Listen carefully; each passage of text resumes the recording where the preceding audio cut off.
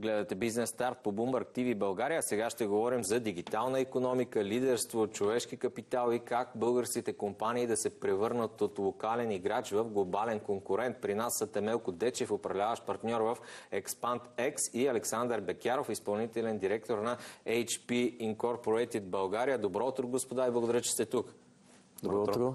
Да започнем с тази новина, която тази седмица е водеща за Европейския съюз, за европейския бизнес. Една година след доклада на Марио Драги, чиято цел беше да насърчи Европейския съюз да стане по-конкурентен на глобалната сцена. Ето, Европейската комисия направи равносметка, излезе така с съобщение, че са започнати много инициативи, направени с стратегии, планове и ще продължават да се правят. Да ви питам обаче вас нещо конкретно. Достигна ли до бизнеса за тази една година след доклада на Марио Драги? Добър въпрос. Хубави са всичките тези планове, особено около гигафабриките за изкуствен интелект. Това е нещо, което много сериозно се говори в България и това е нещо, което сериозно се инвестира там също. Реални резултати все още нямаме, с изключение може би на Brain++, което така беше разработено в България. Очакваме все още.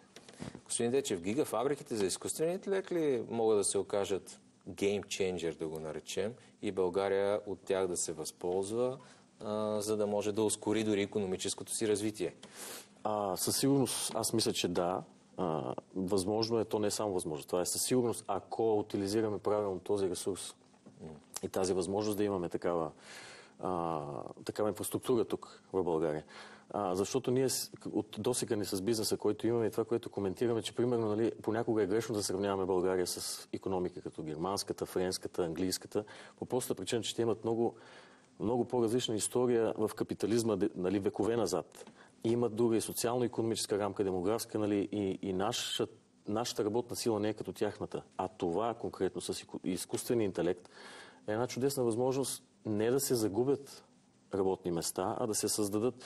И ако и на институционално, политическата воля ниво изкара България на такава предна линия в този контекст, със сигурност това би допринесло до повече добавена стойност. Когато казвате, че не бива да се сравняваме автоматично с другите развити западни икономики, европейски, това означава ли, че пътят на България в посока умело използване на изкуствения интелект, на всички технологии и използването за ускорен икономически растеж трябва да бъде някакси по-различен? Какъв е правилният път на България в тази посока? Как го виждате вие? Аз лично да допълня, виждам го в следните направления. Примерно скорост, agility, това говоря за България, как тя е много по-бърза от една 80-50-100 милионна държава.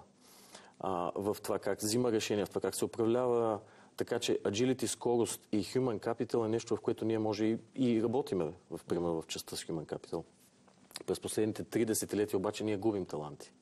Сега виждам, че има статистически данни, които показват, че връщаме таланти, имат някакъв позитивен приръст в това направление. Така че... Вчера министъра на труда и социалната политика обяви, че започва и тази първа национална мащабна програма, с чиято идея е да върне българите от чужбина тук в родината, да започнат те да използват придобитите знания и умения там, тук за българската икономика. Точно така. Ще имаме всички предпоставки, според мен, да ускорим развитието си, което вече се случва. Ние последните 20-25 години придобихме доста опит от западни компании, които навлязоха на нашия пазар. Вече имаме една много добра среда, която е микс между големи компании и стартъп екосистема, която хората са готови, хората са умни, хората са трудолюбиви и любопитни. Искам да правя една препратка в един друг доклад, който беше доклада на Световния икономически форум, който излезе в началото на годината. И там всъщност едно от нещата, за които се говори, са кои са факторите, всъщност, които ще обусловят това икономическо развитие. Те са основно свързани с технологиите. Говорихме за изкуствения интелект вече като един от големите фактори там. Другите са свързани с чисто икономически, геополитически и последните са свързани вече чисто климатично. В този репорт това, което се споменава, е, че очакваме 170 милиона нови работи, нови позиции, всъщност отворени във връзка с тези фактори. Очакваме 90 и няколко милиона да отпаднат, но трендовете са по-скоро положителни. И уменията и качествата, които ще се търсят в този период, ще бъдат свързани с по-скоро човешки качества, като креативност, като решаване на проблеми, като устойчивост също така. Защото цялата обстановка е, може би, по-скоро несигурна, нивото на несигурност със сигурност върви нагоре, но пак казвам, България мисля, че има всички предпоставки да имаме един много добър растеж. Започнахте да говорите за човешкия капитал, за уменията, които ще бъдат нужни. Господин Дечев, има ли в България обаче достатъчно подготвени лидери, които да яхнат вълната на изкуствения интелект и да преведат българската икономика през тези години, предстоящи, предизвикателни, но пък и даващи много възможности? Аз мисля, че да. Дали те са достатъчно на брой, не знам. Но със сигурност има изключително ярки имена в България, специалисти, които работят и в България, и в чужбина, и в Европа, и зад океана, които всички познаваме, които мислят, че могат да бъдат лицето, имиджа и уменията, които са нужни, нали, за да поведат една такава промяна. Господа, като ви слушам, и то бъдещето по-скоро е светло. Доста оптимистични сте настроени и двамата е позитивни за бъдещето на българския бизнес, българската икономика и използването на изкуствен интелект. Всичко ли е цветя и рози? Няма ли някакви предизвикателства? Не, със сигурност има много предизвикателства. Предизвикателствата за България, според мен лично, са две. Едното е свързано с образователната система. Със сигурност инвестицията там трябва да бъде доста по-голяма и колаборацията между образователната система и бизнеса трябва да продължи да се развива напред. Другото предизвикателство, което имаме, е чисто маркетингово за България. Много често с компании, които си говорим, България не е толкова добре известна на Запад като цяло. Така че промотирането на тези възможности, които имаме в България, със сигурност е другия голям фактор, в който трябва да се инвестира. Как виждате, по какъв начин България би се позиционирала имиджово най-добре? Как да рекламира възможностите, които, както казахте, българския бизнес вече демонстрира? Как да чуят за нас? Със сигурност не е лесен отговор. Никак. Но от опита, който имаме ние, пак казвам, това, което правим ние маркетингово, примерно, за български бизнеси, е, че един български бизнес, първо, за да има силен експортен потенциал, да може да продава на чужди пазари, за да генерира повече стойност, да плаща повече данъци, да развива своите таланти, той трябва да има този силен експортен потенциал, който се случва, когато ти, ако си, примерно, компания базирана в София, в Плевен ли, в Видин, където и да е, каквато и да е икономиката, ти трябва да разглеждаш твоята конкуренция не на локално или национално ниво, а на европейско, примерно, или зад океана. Също мисля, ти трябва да се сравняваш като компания с твоите конкуренти във Варшава, примерно в Краков, в Барселона, в Братислава. Тогава, като видиш тези компании как изграждат своя брандинг, своя маркетинг, своите конкурентни предимства, своето след клиентско обслужване, своето клиентско обслужване, ти можеш да видиш защо тези бизнеси печелят клиенти, защо клиентите избират да работят с тях в твоята индустрия. Отговора на това нещо кратки, ако мога така да го обобщя в едно изречение, е, че българския бизнес трябва да започне масово, а не в малки изключения, нали, като отделни 50-60 хиляди души, които са, нали, дежурните актьори в играта, да стане по-масово това нещо и те да могат хората да имат самочувствието, което мисля, че нямат. Масово говоря, за масово говоря, в милионен мащаб в България. И тогава, когато видят тази картинка на по-глобално ниво, мисля, че ще може да се случи промяната на по-глобално ниво. В момента има примери такива. Да, кои са, това щях да ви питам, кои са най-добрите примери, които бихте посочили? Български бизнеси, които са, нали, с експортен потенциал и които правят бизнес извън България, само в технологичния сектор предимно се сещам. Да не назовавам имена конкретни, но това не е достатъчно. Ако говорим за България като икономика, това не е достатъчно. Не е достатъчно да има един кон в пряга, който дърпа всичко напред, останалите магарите да куцат. Това ми е метафората, нали, която искам да споделя, че други сектори, като строителство, примерно, като здравеопазване, които тук не са оправени на нивото, на което трябва да са, ако те се развият на нивата, на които могат, това ще допринесе много за българската икономика. Предстои да организирате в следващите дни една конференция точно така с тази цел, да говорите за приложението на изкуствения интелект в различните бизнес процеси, да говорите и да обсъждате как това може да е полезно за продажбите и маркетинга на отделните бизнеси. Точно това искам да ви попитам. Кои са държавите, които в момента ви правят най-добро впечатление, защото и двамата имате впечатление от така чужбина и от процесите, които са на глобалната сцена. Къде екосистемите, бизнес екосистемите са най-развити и най-благосклонни и най-бързо внедряват всякакви решения, които им помагат да растат? Като изключим така ясните отговори, които имаме с Щатите, Китай, основните така големи водещи сили в тази част, Източна Европа мисля, че е едно много добро място за такъв тип инвестиции, за такъв тип развитие. Имаме, пак казвам, всички предпоставки.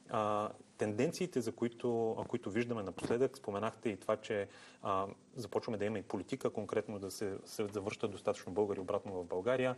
Една друга тенденция, която забелязвам аз, е, че започваме да внасяме също така и чужденци и в технологичния сектор.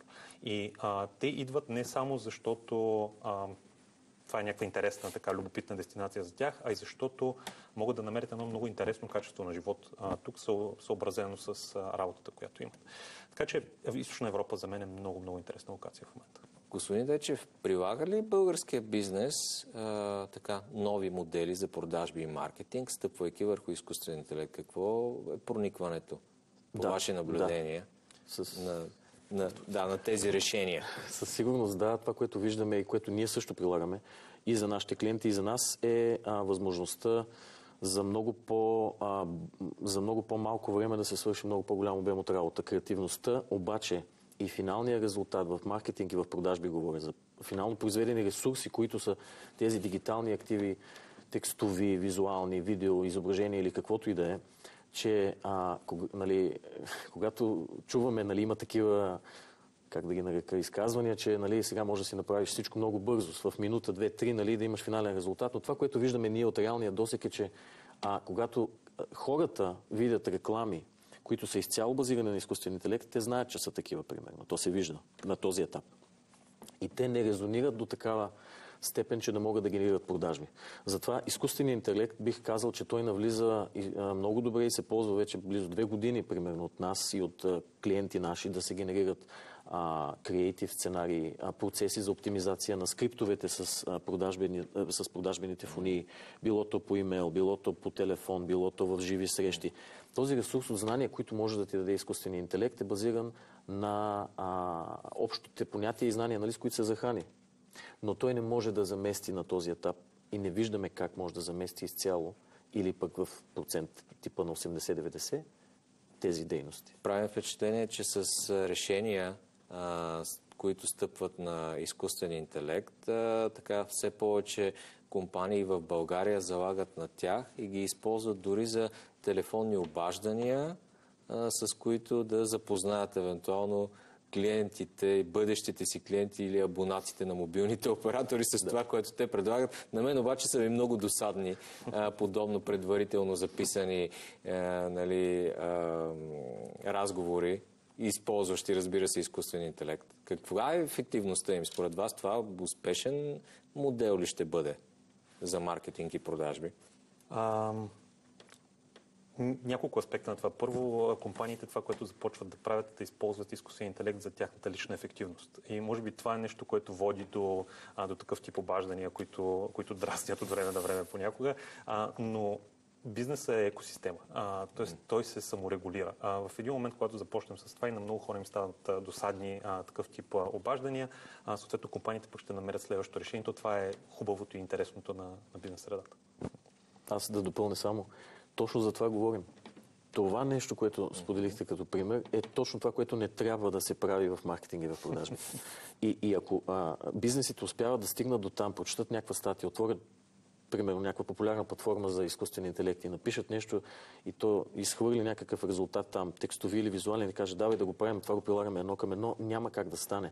Защото персонализацията, автентичността, уникалният подход и всъщност, като обобщение, може би само автентичността е това, което ангажира вниманието и доверието на потребителите. Когато няма доверие, а то няма как да се изгради с робот на този етап, или в този шаблон, или в тази механичната структура, която се представя, тогава няма как да има бизнес. Аз няма да купя от робот и стока за 20 евро или лева, или за 20 милиона евро или лева. Просто защото няма доверие, няма автентичност. А маркетинг и продажбите встъпват на този основен фундамент. Господа, да така ви задам този въпрос, с който започнахме, така направих интро за вашия разговор и към двамата.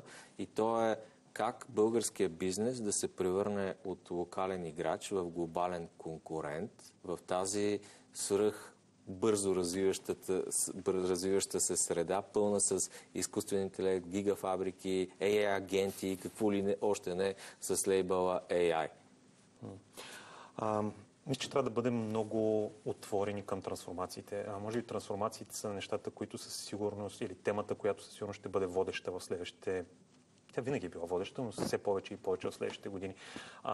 Това, което българския бизнес, мисля, че вече прави, но може да ускори, всъщност е точно това, да бъде отворен към иновациите, да пробва, да експериментира, да тества и да бъде достатъчно добре колабориращи с държавата, за да може тези неща да бъдат путани напред.